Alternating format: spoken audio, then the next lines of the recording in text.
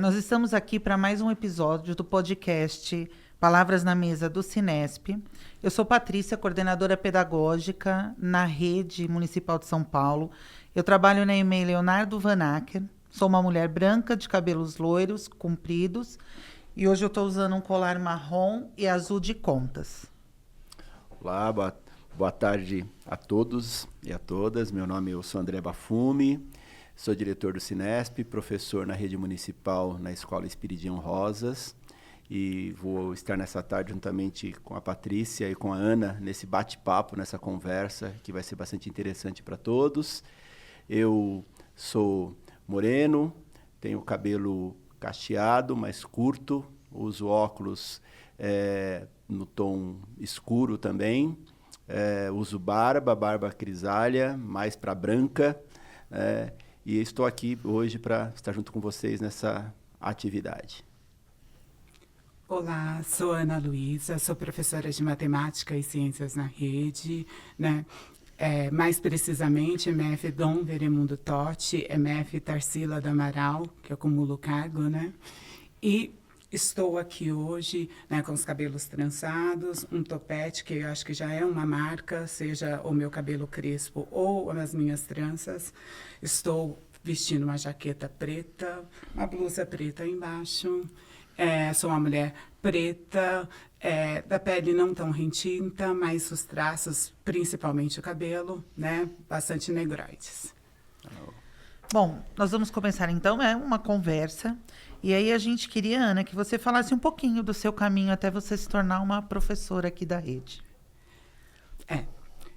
Pensando, né, minha formação, né, profissional, há quem diga que a nossa formação começa, né, na faculdade. Eu entendo que não, e acho que muita gente também entende que não, né? A nossa formação docente começa muito cedo. No meu caso, acho que desde a minha infância, né? E quando eu penso, enquanto mulher trans que está na rede trabalhando, acho que então eu preciso voltar esse percurso bem lá atrás, né? Enquanto formação docente. E eu acho que falar do percurso, talvez dá para a gente dividir em fases. Talvez aquela fase que eu morei no sítio, né, na zona rural, estudei no que seria um grupo escolar, e nesse grupo escolar todo mundo estudava junto. Então eu estudava com os meus irmãos, com os meus amigos, e a mesma professora que dava aula para mim, dava aula para todos, né? Então era uma escola que por si só ali, né, pela simples existência, talvez sem pensar, sem intencionalidade nenhuma, né, que a gente fala bastante de intencionalidades hoje, ela acabava sendo mais democrática e bastante inclusiva, né? Porque o banheiro era o mesmo para todo mundo, as brincadeiras era para a coletividade e, vezes ou outra, até a professora participava, né? Então, era um ambiente que não tinha uma marcação excessiva de gênero, como a gente vê em tempos mais atuais, né? O banheiro passava longe de qualquer polêmica, porque era o banheiro que todo mundo usava, inclusive a professora, né? E a merenda, então, não precisa nem falar, né? Que era merenda para todo mundo, comia o filho do fazendeiro mais rico ali, como as pessoas que trabalhavam, né? Então, é um pouquinho sobre isso. Mas, ao chegar numa outra fase, que é o ensino fundamental, que seria lá na época de 5ª ou 8ª série, que hoje seria 6º a 9º ano, fui para a cidade e foi onde a experiência, né, enquanto estudante ali, e isso, o meu olhar sobre a educação, já começa a vir de forma diferente, porque eu saio de uma escola que, sem saber o que significava tudo isso, era inclusiva, e vou para uma escola onde as marcações são excessivas, a lista de chamada já era uma coisa diferenciada na época, era quando a gente faz, né, a gente usa aqui no nosso sistema a organização, a finalização da lista, ainda existe a opção de organizar por gênero, né? Então, isso acontecia na minha escola. Então, assim, se eu não tinha necessidade durante a minha infância, né, ser só criança, não ter que pensar se era menino ou menina, masculino ou feminino, isso já começa a gritar. Então, isso já começa a explodir, de certa forma, a disforia, né? E não entender. E os espaços excessivamente demarcados por gênero, era demasiadamente assustador. Né? Então, junto com toda aquilo que é a adolescência, que já nos traz, né? Todos passamos por isso, né? E os nossos estudantes passam por isso, né? Já traz algo a mais. Teria, então, essas questões, né, enquanto mulher trans, numa escola, com suas marcações, e que não era inclusiva, porque, ao mesmo tempo, se eu faço marcadores muito masculino, muito feminino, uma pessoa que quer só ser criança, ou que pode ser uma pessoa não binária, uma pessoa trans, ou até mesmo uma pessoa LGBTQIA+, que está em processo de construir, então isso acaba acelerando esse processo de disforia, seja de gênero, de sexualidade e tudo mais. Então, essa era a escola que tinha, né? E talvez, nesse ambiente de você não se sentir tão confortável, você vai se isolando, talvez vive uma solidão, e que muitas vezes não é compreendida pelo grupo, inclusive por colegas. E aí isso muitas vezes reverbera em forma de violência. Né? Porque aquele que é lido, aquela que é lida como diferente, né? Num mundo que não prepara, né? Isso. E comigo não foi diferente. Então, fui muito violentada, né, durante o primeiro ano, né, tive direitos tirados, né, como ter que sair mais cedo da escola, né, para não apanhar. Então, são questões essas que, de certa forma, me atravessou. Né? Então, quando eu saio, né, é a mesma escola que eu fiz o ensino fundamental, o ensino médio, e que fui vivenciando isso e fui vendo também, né, como tem um lado bom. Pessoas ali dentro dessa unidade escolar, que dentro da precariedade que tinha, né, e que persiste, né, e tentando fazer o melhor, transformar um ambiente para ele ser mais acolhedor, olhando para cada pessoa como singular, né? Então, sempre, acho que o mundo sempre teve essas pessoas, né? A gente tem trabalhado, né, enquanto educação, para que isso se amplie, que isso não seja uma exceção, mas que seja, né, uma regra. E eu fui visualizando o quanto o papel docente é muito importante. Então, quando eu estava ali terminando o ensino médio, eu já tinha certeza que eu queria ser professora, para poder ajudar a transformar esse mundo. Esse mundo que talvez não tenha sido tão acolhedor em alguns momentos, né, mas pudesse acolher quem vem depois, né? E isso já era fato, eu sabia que eu queria ser professora. E eu já comecei a fazer isso no ensino médio, quando, né, com o episódio de chegar a LDB, que obrigava professoras, por exemplo, a minha professora que trabalhou lá no grupo escolar, ela não poderia mais ser minha professora porque ela não tinha aquilo que era preconizado na LDB, que estava chegando em 97, né, ali pensado em 97, né, e finalizando para 98. Então, eu ajudei muitas professoras que voltaram para o magistério que tinha que fazer na época e que faziam numa cidade vizinha que tinha dificuldade. E eu sempre era excelente aluna em matemática, física, química, biologia. Então, eu passei a dar aula particular para essas professoras. E aí, a minha paixão pela educação foi cada vez aumentando mais.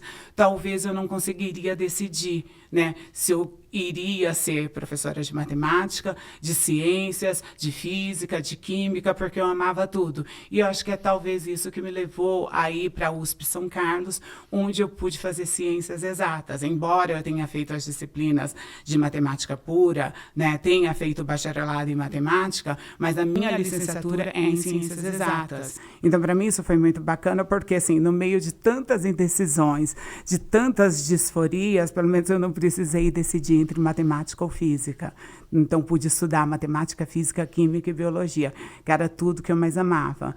Então, aí, já aproveitando, falando um pouquinho dessa universidade, né, eu chego nessa universidade, que é uma universidade de exatas, né, uma universidade pautada, né, pensada especialmente para o homem branco, cis, heteronormativo, e que a minha corpa ali já era, de certa forma, um desafio. E então, Também a minha questão de transição, né, já aproveitando para falar isso, né, porque me entender como mulher, eu acho que desde a infância isso sempre foi ok, conversado na minha família, né, sempre foi muito tranquilo. Mas a transição em si mesmo, me expressar como uma mulher... Se vestir como uma mulher? Exatamente. Até então você se vestia como um menino. Eu sempre, e eu acho que até por isso que eu gosto da perspectiva não binária. Eu acho que a não binaridade, né, acho que você não ter que se preocupar, isso é de homem, isso é de mulher, isso facilita muito a vida. Então, talvez eu ficasse nesse lugar, sem marcadores. E eu sempre amei, ao contrário de estudantes, eu sempre amei uniforme. Por quê? Porque a camiseta era a mesma, né, para meninos e meninas. Então... Eu aproveitava desse lugar aí, de não ter que marcar gênero. Mas um mundo que é marcado o tempo todo, né? E a gente está falando lá da década de 90, né? Eu entrei na universidade em 98, então... como menina, você precisa, parece, mostrar alguma coisa, tem alguma coisa, né? E aí é quando eu, então, começo a vestir com aquilo que a gente poderia chamar de menina, né? Então, isso acontece quando eu chego na universidade. E é claro que teve um boom. E no mundo masculino, né? Das ciências exatas. E, Ana, assim, você, lógico, a sua trajetória, você fez mestrado, doutorado, né? Então, uma mulher estudiosa. E aí você vem para a rede pública da cidade de São Paulo. Então, assim, você está há quanto tempo nessa rede pública e você acha que a rede pública, de alguma maneira, ela facilitou esse lugar seu de professora, né? Você acha que na rede privada talvez teria um pouco mais de dificuldade, considerando uma professora de escola de ensino fundamental? Olha, excelente pergunta, viu? Acho que lá na faculdade, quando eu estava fazendo a graduação, eu já vinha pensando sobre isso, né? E quando fiz estágio, frequentava os ambientes, o que eu percebia? Que os ambientes que eram privados eram principalmente os ambientes mais excludentes, por incrível que pareça. Já o ambiente público, justamente por ser público, era onde a gente podia cobrar, onde eu reconhecia certas garantias de direito. Então, eu já tinha muito explícito para mim, né? Inclusive, assim, falando, eu fiz estágio em 3 escolas públicas em São Carlos, que foi onde eu estudei, e fiz numa escola particular, que era, acho que, Albert Sabin. Lá, a experiência foi catastrófica. Porque a ponto de ter que ouvir de estudante falando assim para o professor, eu estou pagando o seu salário. Você vai ter que... Sabe? E isso já me fez acreditar que esse ambiente da escola particular ou da iniciativa privada não era para mim. Porque a gente visualiza nesses espaços um capitalismo, né, assim, exacerbado e, ao mesmo tempo, não garante direito. Então, eu sempre tive muito medo, muito insegura, eu sou bastante racional, sou de exatas. Então, eu já tinha para mim ali no terceiro da faculdade que o espaço para mim era o ambiente público.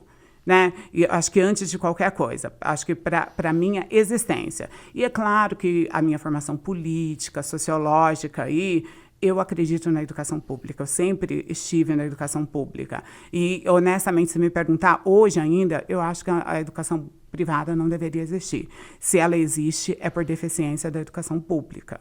Né? Mas, sem sombra de dúvida, eu querer chegar nesse ambiente público era justamente pela minha garantia de direito, né? Para além de acreditar. E ao chegar, né, eu chego aqui em São Paulo em 2002, né, como professora, e eu comecei primeiro na rede estadual, né, porque na prefeitura eu comecei no ano de 2004. Concursada. Primeiro como contratada. De 2004, no ano de 2004 e 2005, eu fui contratada, né, acho que era até a gestão da Marta Suplicy. Você né? já era uma mulher trans? Já. Eu já chego em São Paulo porque toda a minha transição, toda a minha imposição, vamos dizer assim, o direito ao nome, o reivindicar... Seu empoderamento foi na faculdade. Antes. Isso, de Ana Luísa de Castro, já trazia isso da faculdade, eu já trazia ali essa impressão digital, Ana Luísa de Castro, né? E então, quando eu chego aqui, eu já chego como Ana Luísa de Castro. E quando eu começo em 2002, né, é até bom, acho que vocês já estão pensando talvez nisso, né? Quando eu chego em 2002, eu chego com um nome, com uma aparência, com um lugar, uma corpa de luta de Ana Luísa de Castro, mas a minha documentação não trazia. Isso. E aí teve até um incidente que é bacana a gente falar, depois quero ouvir, né, o que vocês saberem disso, o que vocês acham, pode ser até que surjam outras perguntas, que eu fui recebida, né, cheguei aqui em 2002, fui, então, me inscrever na diretoria de ensino para ser uma professora temporária no Estado. Fazia mestrado na USP, mas não tinha bolsa, eu precisava dar aula. E vai eu lá com aquele documento, né, com nome masculino, e eu lembro que eu fui com um amigo, o Henrique, né, me acompanhar para essa inscrição. E eu entro na sala e ele ficou sentado, e aí eu estava lá fazendo a inscrição. E a hora que eu saio, acho que ele não percebeu, ele ficou um pouquinho a mais. E no que eu saí, o comentário foi como que essa moça vai dar aula, como essa moça vai trabalhar. Porque o nome está aqui, né? Ela explicou, eu não sei se eu entendi bem, não sei nem se é esse mesmo. Eu fico pensando como uma pessoa dessa vai trabalhar. Que não sei o que, a escola vai ter sérios problemas. Aquilo, aí o Henrique que ouviu, me contou, eu fiquei assim, extremamente estarrecida, porque eu não esperava esse tipo de recepção, porque nas escolas que eu estagiei em São Carlos, isso passou de longe, isso não aconteceu. Aí vem o primeiro desmoronamento. E aí lembro que na escola que eu estava, que na época era Pedro Fonseca, lá no Jardim Monte Camel, e tinha uma supervisora que chamava Vânia, essa eu posso falar o nome, né? Aí foi quando eu procurei explicar, ela falou, não, você vai na diretoria, vai conversar, porque esse tipo de comportamento não pode acontecer. Aí fato é que eu vou, né, até a supervisora, converso com ela, explico, ela se desculpa, ela chama a diretora regional, ela se desculpa, e ela resolveu virar, falou, não, vou virar a sua protetora, já que agora eu vou acompanhar todo o seu processo aqui. Né? E eu acho que isso, por um lado, foi muito triste, foi muito ruim, mas também foi possível acreditar um pouquinho mais na mudança das pessoas. Olha, causou uma mudança, né? Eu vou dizer para você, né? Eu trabalhei em todas as gestões que tivemos à frente da cidade de São Paulo, no governo liderado pelo Partido dos Trabalhadores, né?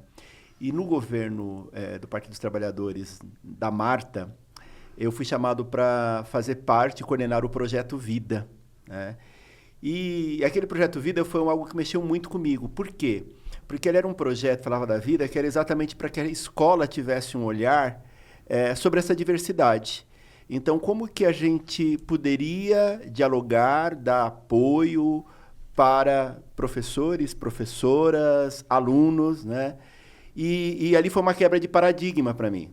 Porque eu tinha uma visão muito preconceituosa, e até mesmo preconceituosa, porque acho que era um conflito interno que eu tinha comigo mesmo, então havia uma questão de agir com preconceito, com a rejeição, até porque hoje, aos 58 anos, né, sou um homem gay, pai de 3 filhos, netos, e tenho um relacionamento homoafetivo, né? E naquela época eu tinha exatamente toda uma área que eu posso dizer aí de preconceito, né? E aí na tua fala, né, e até daquele projeto, eu acho que você traz uma coisa que está muito no nosso discurso, né?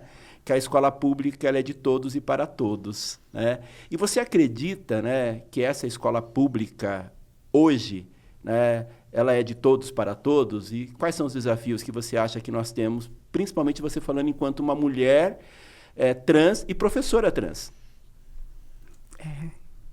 Acho que isso dá uma tese de doutorado, hein? Mas vamos lá. Hein? Eu continuo acreditando nisso, mas mesmo sabendo que ela está longe de ser isso, né?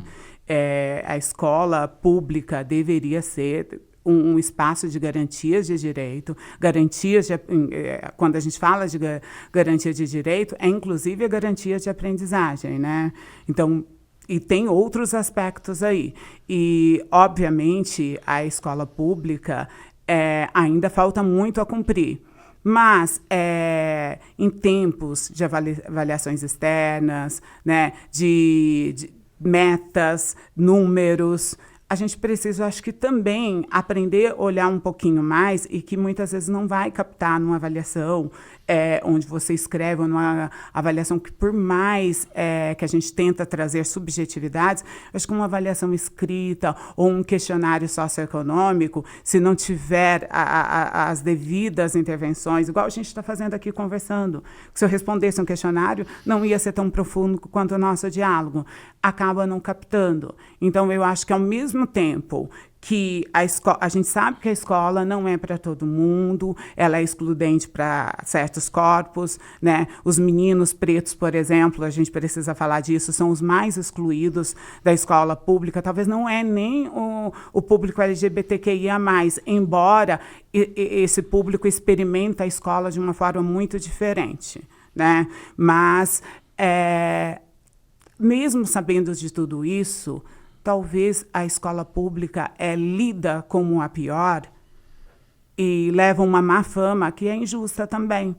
Porque, às vezes, conceitos, vivências, né? E eu acho que você teve essa experiência, né? Acho que como diretor de escola, tem como professora, acho que você também, né? Como coordenadora, professora que passa... que tem vivências que jamais vai acontecer no espaço privado. Né, que precisa aprender muito conosco. Eu digo isso, né, Ana, porque assim, é maravilhoso ter você como uma colega educadora dessa rede, né? Mas quando nós observamos a nossa rede de modo geral, né, eu não sei se você que esteve na Secretaria Municipal de Educação tem esse levantamento ou essa ideia de quantas professoras trans nós temos nessa rede. Né? Ou seja, quantas que conseguem chegar, né, fazer esse enfrentamento, porque é uma luta. Não é? É uma luta que tem que ter para ocupar esse lugar, porque eu acho que não foi fácil vocês. Não é simplesmente uma prova de um concurso público, você prestou, você foi chamada, não é isso. Isso é a parte mais fácil.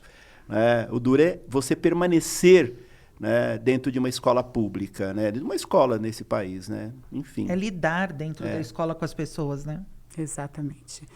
Sobre o número, eu acho que até a experiência que eu passei na secretaria, né? E a até gente porque talvez o público não saiba, né, que você trabalhou na secretaria, acho que teria sido interessante que você já pudesse emendar isso, né? Sim, para nós. De 2021 até começo desse ano, eu trabalhei na Secretaria Municipal de Educação, né, no órgão central, na divisão de currículo, mais especificamente coordenando o núcleo de gênero e diversidade. E desde que eu cheguei lá, né, em 2021, era assim... um desafio, e eu acho que ainda continua sendo, a gente mapear a nossa rede, principalmente pensando em público LGBTQIA+. Quando a gente pensa nas crianças, nas pequenas infâncias, a gente já entendia o quê? Que esse mapeamento passava por uma heteroidentificação. Porque não dá para colocar esse tipo de questão para uma criança, porque pode nem fazer sentido para ela. Um exemplo disso é a minha vivência que eu trouxe aqui, como infância, né? Mas aí a gente precisaria de uma sensibilidade muito grande das nossas equipes gestoras para fazer esse mapeamento, essa heteroidentificação. Então, iniciamos uma conversa, teve até uma professora da USP que acompanhou, a gente pensou num formulário, a gente chegou a mandar para as unidades, mas a quantidade de resposta foi, assim, ínfima. Quase, e a gente pedindo direto, então não teve resposta.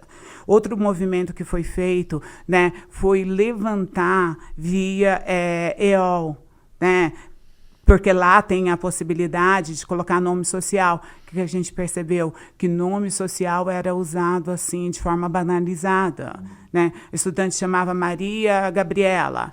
Não gosto do meu nome, então vou trocar. Aí essa Maria Gabriela tinha nome social, Gabi, mas não se tratava de uma criança que é específico. Quando a gente fala de nome social, sim, é específico para crianças trans, né? E aí para pessoas trans.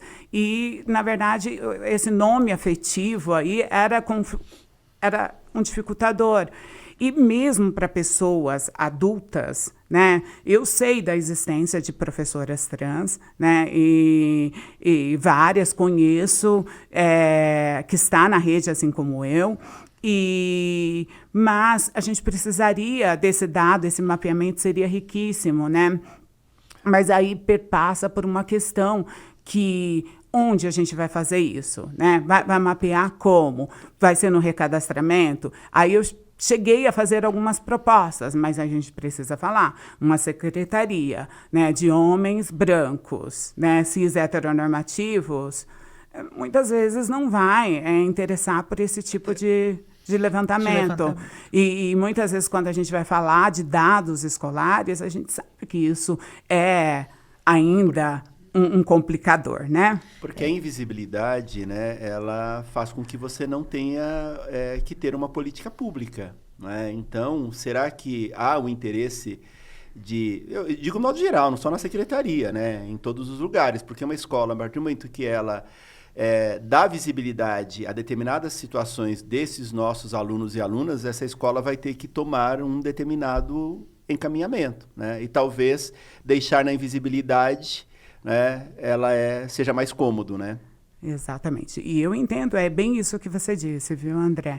Eu entendo que para a gente pensar a política pública, e era isso que eu estava lá por fazer, né, de 2021 até agora, começo de 2025, a gente precisa mapear, precisa jogar uma luz sobre isso. Então, assim, foram muitas tentativas de mapear essa rede. Inclusive, pouco antes da minha saída, a gente estava falando com uma ONG, né, que tinha toda uma proposta de ir até a escola, dar formação, conversar aquelas escolas que estavam com dificuldade, porque ela tinha uma verba muito grande para fazer isso. E, infelizmente, entreguei a proposta de algo já todo mastigado, projeto de parceria, né, que não ia trazer nenhum ônus para a municipalidade. Ficou ali esquecido, né, empoeirando. Ficou escondido. Escondido. Então, assim, é uma coisa que poderia acontecer. E eu acho fundamental, é vital. A gente quer pensar política pública, a gente precisa conhecer. A gente está fazendo para quem? Para quem? É melhor estar escondido, porque aí não precisa fazer para ninguém. Eu fico pensando, né, assim, eu estou em sala de aula, e acho que até conversamos isso num outro momento, né? Hoje mesmo, eu dei aula para uma turma onde eu tenho 3 meninos, né? Trans. Aí, posso dizer trans, porque eles, na realidade, já se veem como meninos, nome, né? Inclusive, um grande debate na escola e uma professora, ela estava resistindo a chamá-los pelo nome masculino, né? Dizendo que eles tinham uma certidão de nascimento, tal, né? Então, a gente percebe o quanto que nós, nas unidades educacionais, nós estamos despreparados. Porque mesmo que simplesmente você vai colocar um nome social, que já é um ganho, essas meninas, esses meninos, na realidade, já estão ali se colocando e se vendo, né? Eu percebo que dentro da escola a gente não tem um debate, um olhar, né, sobre essa situação mesmo, né? Como que esses meninos, na realidade, se sentem ali. Não é só dar ele assumir o nome social, né? Enfim, por isso que eu acho que é importante, né? E quando eu conheci não, quando eu tive contato com você, estava na secretaria, eu vi uma grande luz, né, sobre essa possibilidade de trazer para o debate, né, e fazer essa provocação dentro do contexto e no chão da escola, né? Até falando nisso, né, que você coloca, né, da garantia de direitos, né, do nome, porque eu acho que quando a gente fala o nome é uma das primeiras garantias, né, e que muitas vezes perpassa por burocracias, né, mas às vezes até falta de orientação, né, de caminho, porque muitas vezes a família sabe, pode correr atrás e ali pedir o nome social, mas mesmo quando a família não sabe ou não quer, a criança, né, porque a gente não vai chamar a família sem que a principal interessada, que eu estou garantindo o direito, queira, né? Mas ainda assim dá para garantir de outras formas, né? Seja por meio de uso de um nome afetivo, uma anotação ali à parte, mas isso é importante. E pensando nisso, né, a gente elaborou, eu acho assim, junto com várias equipes de gestoras, né, várias formadoras e formadores das DREs, né? Então põe um esforço assim enorme que a gente fez no ano de meados de 21 para frente e 2022, que foi justamente escrever um material que ajudaria essas equipes gestoras a iniciar ou melhorar o debate sobre isso dentro da escola, mas também a garantia de direito, seja de material que poderia ser dado para a família, poderia ser dado para estudantes, que muitas vezes a gente pensa que não, mas quem está vivenciando às vezes tem informação, mas não tem conhecimento, né? E às vezes precisa ir atrás para se compreender melhor, né, para ter, de fato, uma qualidade de vida. Então, o material foi pensado nisso, né, na garantia de direito e, principalmente, favorecer o trabalho das equipes gestoras. E que, através dos desdobramentos, seja para o quadro de apoio, seja para docentes, né, poderia ser usado na GEIF, ser usado em vários momentos do espaço formativo ali, né? Para dar uma orientação, né? Porque, que nem você falou, banaliza-se o nome social. Então, eu não quero mais ser Maria Cristina e eu vou ser só a Cris. E não é isso, o nome social não é isso. Então, é uma orientação para gestores, para professores, para conversar com esses alunos, né? E esse material está onde? Na gaveta, né? Mais precisamente na gaveta, né? Já é um material que foi concluído, ele foi concluído em 2022, foi revisado já ainda em 2022, né? Que tem uma equipe de SME que faz ali a revisão, voltou para a gente já devolveu e desde então não saiu daquele lugar. Seria, né, um currículo... Ele seria mais próximo de uma cartilha, mas não gostamos dessa expressão, né? Mas que era um guia de garantias de direito e acolhimento de pessoas LGBTQIA+. Né? E ele trazia, desde primeiro, ali, os primeiros capítulos, conceito, né? Quando a gente fala da sopa de letrinhas LGBTQI+, a gente está falando de conceitos da nossa vivência, da natureza humana, muito complexos, desde a nossa sexualidade, que faz parte da nossa saúde, até a nossa identidade e o modo de expressar, né, nesse mundo, né? Então, já começava por aí. E depois alguns procedimentos, como você coloca, né? Eu vou dar só um exemplo aqui, que às vezes acontece muito em escola, é o quê? O pai e a mãe sabem da existência daquela corpinha ali trans, mas vem na escola, eu não quero que mude o nome. E não quero que use nome social. E o nome social, ele é uma urgência e ele é transitório. Ele pode ser mudado várias vezes no sistema. Inclusive, às vezes, tem funcionário que fala assim, se mudar, depois não pode mudar mais. Mentira, pode mudar a todo tempo, desde que seja feita essa provocação pela família. E muitas vezes a família, sabendo disso, fica muito mais tranquila, porque é natural. Né? A gente tem um exemplo aqui que o André já revelou para a gente, né? Sim. Né? E a nossa sexualidade, a nossa identidade, ela não está pronta e acabada. Ela vai se construindo, né? Vou dar um exemplo da minha filha. Minha filha, eu falo isso que marcou muito. Minha filha falou para mim, pai, os meus amigos e amigas perguntam se você é gay. E aí e você diz o quê para os seus amigos? Eu falo que você é bi. Aí eu falei para minha filha, então, filha, você pode me colocar na caixinha onde você quiser, que é confortável para você. Se o seu amigo ou amiga perguntar para mim, eu vou dizer que eu sou gay. Nesse momento da minha vida, eu estou me relacionando com um homem, né, e vivendo uma relação que a sociedade diz que eu sou gay e é esse lugar que eu me reconheço, né? E aí, Ana, nessa sua pergunta que a gente fala da questão do material, né? E aí é uma provocação. Embora nós possamos ter material, eu acho que o material ele é essencial, eu acho que isso mostra uma administração, uma secretaria de fato tentando implementar uma política pública, mas você sabe que tendo material é lá na ponta, né, que essa política pública ela vai de fato acontecer. E você acha que tendo material, esse material chegando na ponta, no chão das escolas, seria fácil, conhecendo a nossa rede, essa rede de aceitar, não é? Até porque a gente vai falar de uma outra situação, nós temos que falar dessa rede que, na minha visão ainda, é uma rede conservadora, porque vivemos uma sociedade conservadora, né? Então, o que você me pensa nesse desafio? Se estivesse na secretaria hoje, o material foi feito, e aí? Chegou na escola. Qual o desafio? Como que ele chega, né? Qual seria o desafio a partir daí? E isso perpassa com uma palavrinha que a gente pode definir muito bem, né? A covardia. Que a gente sabe que fácil não será. Não tem sido, a nossa existência não tem sido fácil. E eu acho que a resposta precisa a gente vai ter mandando. Exatamente. Agora, não é justo a gente não mandar por medo de burburinho e de uma rede conservadora. Eu não estou nem dizendo que não deveria, eu estou dizendo assim que não basta ter o documento escrito que eu estou realizando a política pública, né?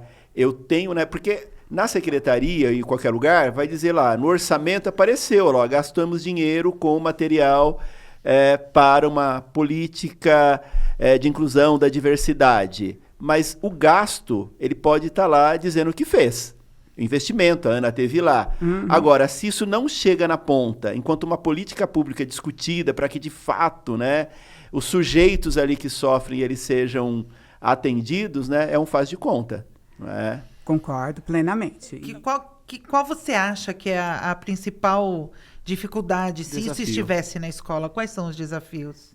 Eu acho que um primeiro desafio, acho que é a formação. Né? Acho que Formação. a gente perpassa muito pela formação. Né? Quando você fala da educação infantil, a gente até sabe, né? Os indicadores de qualidade que está lá, tudo verdinho, né? Sim. E aí a gente sabe que tem temas que sequer aparece, né? E isso não garante nada, e não seria diferente. Mas eu acho que a formação, e talvez é um dos aspectos que mais aconteceu durante a minha estadia lá no núcleo, na divisão de currículo, no núcleo de gênero e diversidade. Várias formações foram feitas, e inclusive, de uma forma ou de outra, os preceitos desse material eu levava comigo, né? Ou nas formações, mesmo quando era terceirizada, buscava garantir isso, que aqueles preceitos que eram importantíssimos para a rede estivessem ali mobilizados na formação. Mas a gente entende o quê? Que precisa de uma formação muito mais ampla e que a gente sabe que na política pública atual ela não está acontecendo. Na verdade, ela diminuiu e diminuiu drasticamente, né? E eu fico assim, sabe, Ana, olhando para você, olhando para nós, né? Não é só para você, para nós e para a escola. E eu vejo que nós temos duas coisas, né, que são dois grandes desafios. Primeiro que sim, a gente tem que pensar no aluno e pensar na escola. Né? Eu acho que a escola pública ela existe para isso.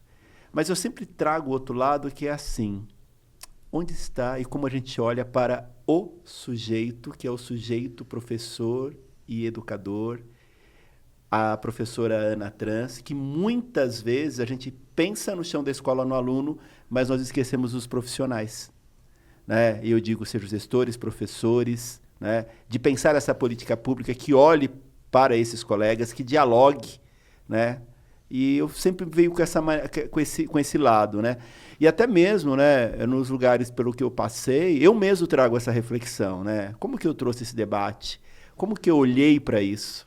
Né? Como eu olharia hoje para esta situação, né? Então, eu acho que também existe uma invisibilidade, não sei se você concorda, uma invisibilidade não só para a questão do aluno, mas também para a questão dos profissionais. Eu acho que talvez é uma coisa que eu também falo, vamos ver se estamos no mesmo sentido. Acho que é quando a gente fala de educação integral, né? A gente fala da integralidade ali do estudante, mas a gente esquece da integralidade dos sujeitos que fazem a educação ali, né? Exato. Docentes, quadros de apoio, que tem uma integralidade, tem as suas subjetividades, tem as suas dificuldades, né? Sim. E que muitas vezes isso não é sopesado, não é levado em consideração, né? É isso mesmo, Ana. Meu pensamento é exatamente isso, né? Como você pensa uma política pública se você não pensa lá na totalidade, né, de todos os sujeitos? Então, eu fico pensando, né? Será que nós vamos dar conta disso? Como nós podemos dar conta disso? Acho que a gente sempre tem avanços, né, e retrocessos, né? Eu percebo que talvez o movimento atual está um pouquinho voltando, né, nesse sentido, mas a gente já teve outros momentos e eu acredito que eles voltarão, né, porque faz parte, né, da evolução humana e da evolução política, o que você né? diz que está voltando?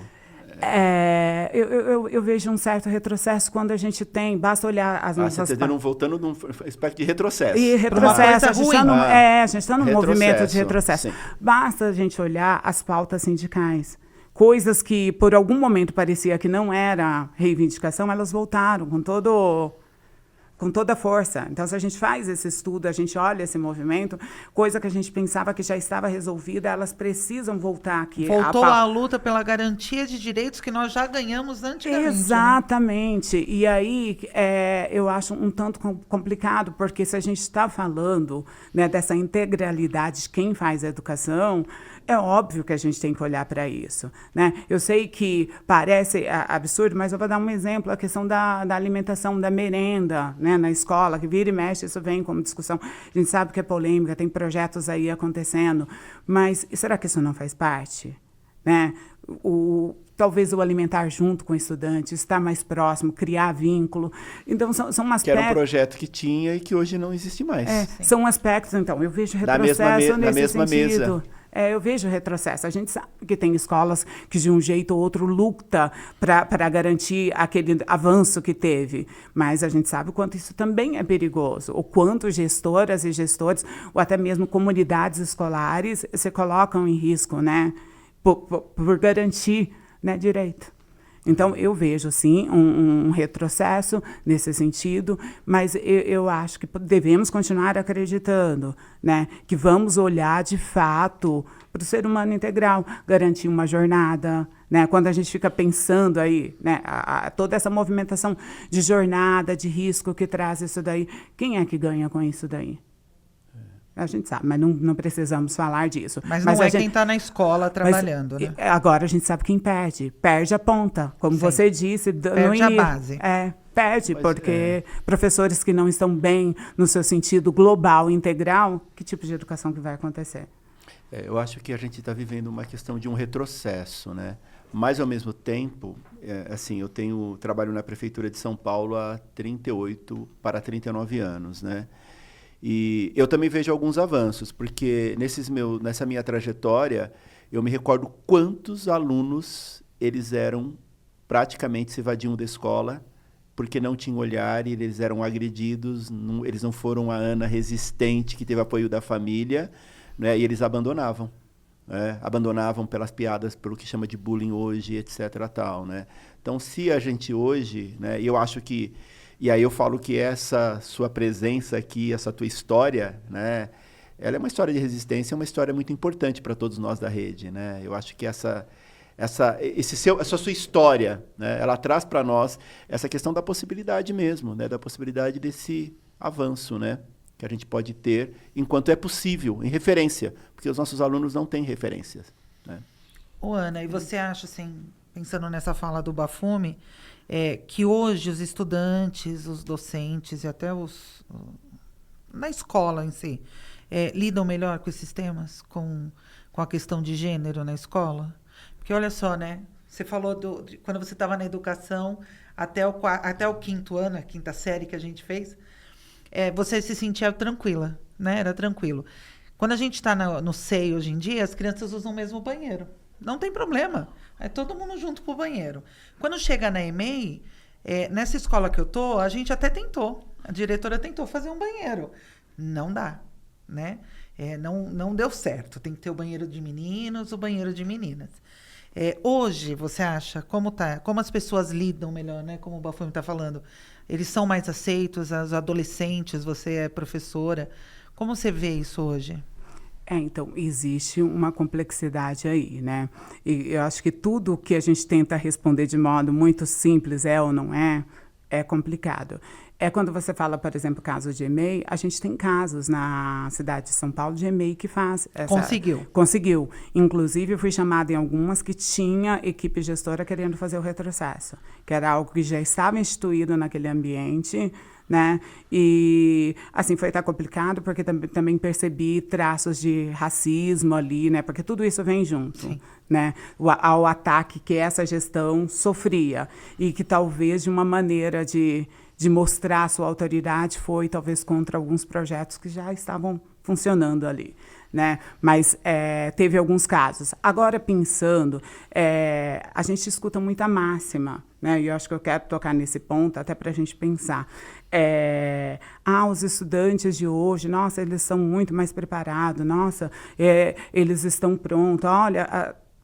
E não é exatamente isso. Eles talvez estão lidando com a diversidade de um modo diferente que nós lidamos. Por quê? Principalmente com o evento da pandemia, as pessoas reconheceram muito o direito de ser o que se é, porque ficou ali, né, enclausurado, assistindo TV, e que queira sim, queira não, a TV traz a informação, coloca esses temas ali em evidência. Mas o conhecimento é diferente, né? Então, a gente precisa falar disso. E talvez, para garantia de direito, a gente precisa extrapolar essa barreira da informação, né? E o que isso tem a ver? Bom, o que a gente percebe? Que muitos estudantes, eles são muito tolerantes entre eles, tudo ali vai, de certa forma, bem. Mas, como o André colocou, se eu tenho uma corpa trans ali, né, talvez a maneira que se ataca é diferente. Né? Então, o mesmo estudante que convive com um coleguinha, né, que está ali vivenciando essa não binariedade, ou a sua transexualidade, ou sua sexualidade não heteronormativa, né, e não vai lidar da mesma forma quando se trata do professor e a comunidade. Então, tem esses aspectos. E outra coisa que entrou no radar foi o quê? Que a gente percebe que tem muitos trabalhos que são feitos, muito. Né? Acho que na mostra de tecnologia, que é uma coisa que vem ali, né, de projetos, então dá para a gente ver bem. A gente vê um interesse enorme, que, de fato, existe um interesse maior da nossa juventude, de trazer esses temas. Mas o que a gente percebia? Eu, por exemplo, que fui uma crítica para assistir esses trabalhos, que misoginia, transfobia, embora eles estivessem trazendo esse tema, estava inerente nos trabalhos, na linguagem, e que docentes que fizeram aquela orientação não perceberam. Ou não se importaram em explicar, né? E isso revela o quê? Que há uma mudança nas objetividades, porque tem uma intencionalidade educativa que talvez o corpo docente, o estudante, por meio da informação, consegue visualizar isso. Mas a transformação, ela é para além disso. Tem algo que é a subjetividade humana. Tem algo que é automático.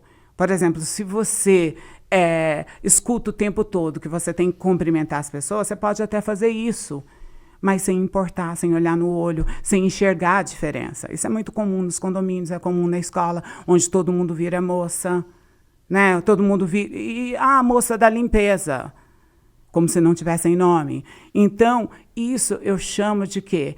São as intencionalidades, objetividades, né, de uma educação pautada na inclusão, no respeito à diversidade, que ela é falada aí o tempo todo, que muda a maneira das pessoas comunicarem, mas não muda a profundidade. Quer dizer, a subjetividade da pessoa ainda continua ali naquele lugar. E quem é que vai fazer essa transformação? É, de fato, a educação pautada em conhecimento. E a gente vai ter que desnudar. A gente vai ter que, inclusive, olhar para a gente, o quanto a gente reproduz tudo isso. A misoginia, quando a gente reproduz a transfobia, está nas nossas falas, está na nossa brincadeira, né? E a gente ainda vê as pessoas fazendo brincadeira ali, quando você faz piadinha, por exemplo, com o Ronaldo, né? Ah, então, mas o Ronaldo que gosta. Qual é o problema que está nisso? Né? Então, vamos problematizar isso, porque se você está fazendo isso e achando natural, significa que você não mudou a essência. A objetividade, você sabe que não pode falar traveco, né? Porque não cai bem, mas você continua pensando que existe. Na verdade, muda o discurso, mas a cabeça ainda pensa a mesma coisa. A Ana está trazendo aí, na semana passada, né, nós estivemos lá em Brasília, e aí houve lá a apresentação do Plano Nacional de Educação.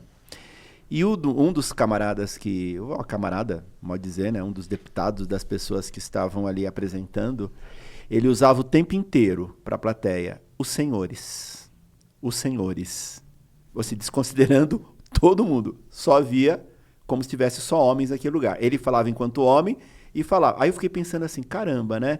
Esse cara que está aí discutindo, que é o que, sei lá, elaborou esse Plano Nacional de Educação discutir, olha o camarada, o tempo inteiro a fala dele, né? Os senhores, né? Enfim, é uma coisa que parece boba, mas não é. É como a moça da limpeza, né? Essa massificação, né, que ela desqualifica e não olha o outro, né? Não olha o outro. Ô, Ana, aí a gente está acabando quase aqui. Passa muito rápido. O nosso podcast voou. Vamos fazer o 2, hein? Essa é a parte 1, né? Depois a gente tem o outro. Pensando assim um pouquinho no sindicato, né? Qual a importância que você vê assim do sindicato assumir essa defesa da diversidade de gênero, a sexualidade mesmo como uma pauta sindical? Então, pensando aqui no sindicato, eu acho que uma coisa que tem acontecido nos sindicatos de uma forma geral, que a gente vê isso, basta olhar a publicação no Diário Oficial. Inclusive, a primeira vez, eu não era nem filiada que eu estive aqui, eu vim participar de uma formação e que era... Eu assisti a sua formação, tá vendo? Extremamente marcante. De gênero. Então, eu percebo que os sindicatos estão, assim, bastante avançados nessa parte de garantir uma formação e que, às vezes, a secretaria, às vezes, está titubeando, isso está acontecendo.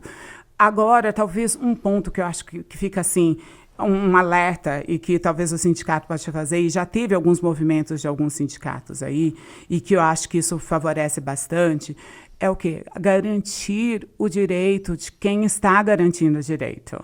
Né? Então, a gente sabe que a censura acontece, ela vai acontecer. E talvez é hora dos sindicatos, de um modo geral, pensar como, mais do que falar ou de atender, que a gente sabe que os sindicatos fazem isso, né? Atende aquele professor que está fazendo o seu trabalho e que às vezes é mal interpretado. Mas eu acho que criar uma massificação, um mecanismo de mostrar que nós somos contra a censura. E, Ana, aqui é uma provocação para você, provocação para nós aqui do Cinesp, né? Então, a gente fala do sindicato, a gente fala dos sindicatos. Só que você está em um sindicato que chama Cinesp. E eu queria que você falasse exatamente o que o Cinesp, considerando qual a sua especificidade de filiados, né? O que você acha que esse sindicato Cinesp poderia fazer, pode fazer, não é? Eu acho que é uma coisa para nós aí refletirmos, né? Até porque quando você veio para cá, você veio com uma expectativa, né? E eu sei que esse bate-papo, ele também tem uma ação política sua. E qual é o desdobramento que também é a sua expectativa com relação a isso? As duas coisas, duas perguntas aí misturadas. Eu fico pensando, né? Sindicato de especialistas, e aí talvez assim... Não tem como eu não pensar nisso. Um dos materiais que a gente escreveu foi pensando justamente nas equipes gestoras. E foi justamente pensando na insegurança que as equipes gestoras encontraram pós-pandemia, onde a quantidade de crianças que se declaravam, se colocava como LGBTQIA+, aumentou. Né? Eu já falei desse efeito pandemia aí, e que mostrou de forma muito sábia o seu despreparo, porque é isso, nós somos isso, né? Estamos nesse lugar. E é um material que foi escrito para essa equipe gestora. Então, uma coisa que eu já falo aí, que fica para o sindicato e que pode fazer além, é o quê? Pensar no material dessa forma, cobrar, talvez, para que o material seja feito pela secretaria, que é papel. Porque eu acho que é um direito até pensando ali no chão da sala de aula, quem trabalha ali todos os dias, saber como minimamente funcionam as coisas. Isso precisa estar escrito. Uma rede que tem as suas burocracias, seria fundamental isso. Então, é um desafio aí para o sindicato. Ao mesmo tempo, trazer formações eu acho que esse momento a gente está falando disso, para guarnecer as nossas equipes gestoras. Né? Porque a gente sabe que as equipes gestoras são acionadas para tudo, para o bem e para o mal, né? E que são, de certa forma, também sobrecarregadas. Mas a gente sabe o quanto é importante para a formação. E a principal formação que acontece, que é aquela que acontece dentro da escola. E que a cargo ainda... Fica muito a cargo das nossas equipes gestoras. Então, pelo que eu estou entendendo, você coloca que a gente poderia, enquanto entidade sindical Cinesp, provocar a secretaria com relação a esse material que está lá, mas, ao mesmo tempo, você sinaliza que este sindicato também poderia promover ações de formação para os seus filiados, trazendo essas questões para o debate. Exatamente. Que seria o papel desse nosso... sindicato. Poderia patrocinar, vamos usar essa palavra, eu não sou do meio sindical, então estou liberada, né? Poderia patrocinar um material como este que foi elaborado por equipes da escola, do chão da sala de aula, aí pensando para guarnecer o trabalho das nossas equipes gestoras, porque essa urgência, ela ainda existe, né? Fazer a formação e talvez pensar, assim como aconteceu de outras entidades sindicais, que escreveu um guia contra a censura, né, na educação, talvez pensar nisso. né, trazer ali, eu acho assim, de forma simples, básica, porque para a gente não ter que ficar percorrendo todo o escopo de legislação, né, como agir, trazer exemplos que acontecem na nossa rede, que isso vai dar segurança. Né? E eu tenho colegas que são gestoras e que, não, de longe, não são pessoas mal intencionadas. Né? Mas mal orientadas. Que tem uma intenção maravilhosa para a educação, mas quando percebe que a escola está fazendo um trabalho de gênero, ela fica assim, ai, deixa eu ver. Tem medo. Porque existe um ataque. O ataque pode vir do pai do aluninho, sim, que está fazendo direito, mas que ele já vai se apresentar como advogado, que tem OAB, sendo apresentar como juiz. Né? Vai ter o vereador, né, que a gente já sabe a pressão que faz.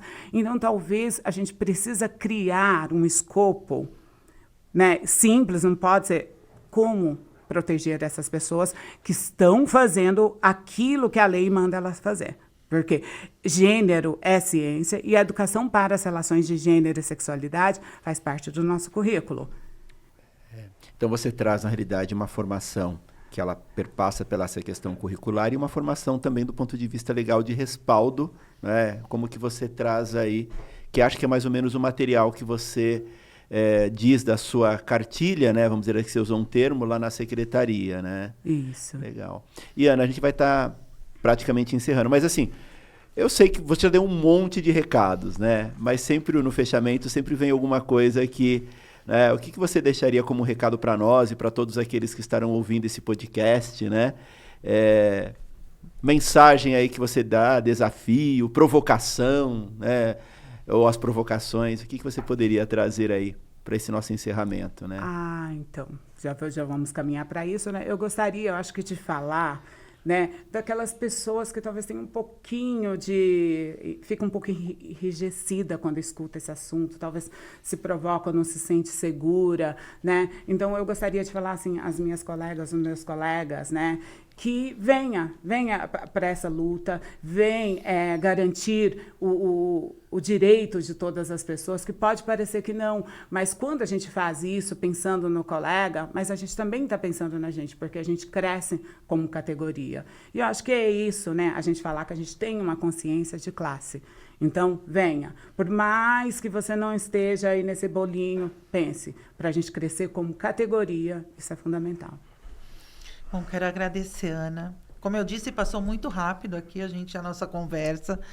Foi muito bom, né? Eu participei do seu curso aqui e estou muito feliz de participar do podcast com você.